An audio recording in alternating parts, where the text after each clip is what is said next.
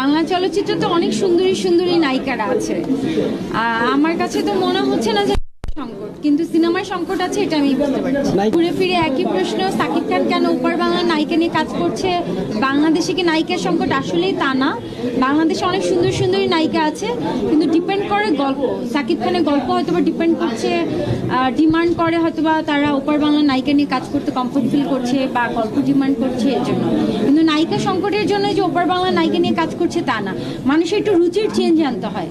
সাকিব খান সবসময় বরাবরই চেঞ্জ, কিছু নতুনত্ব কাজ আপনাদেরকে উপহার দেয়। তো আমার কাছে মনে হয় এই নতুনত্বের জন্য নতুন নায়িকা উপর বাংলা নায়িকা নিয়ে কাজ করতে দেওয়া হবে। এটা তো প্রযোজক পরিচালকের উপর ডিপেন্ড করে, এটা আমরা শিল্পীরা কিছুই বলতে পারবো না। প্রযোজক পরিচালক যাকে নিয়ে কাজ করবে তারাই নায়িকা হবে। সো এখানে আমার উপর বা অন্যান্য আরো 10টা নায়িকার উপর কোনো কিছু ডিপেন্ড করে না। এখানে সাকিব খানের উপর ডিপেন্ড করে। সাকিব খান যদি চায় বাংলাদেশে যে কোনো নায়িকাকে নিয়ে কাজ করবে, এটা সাকিব খানের ইচ্ছা।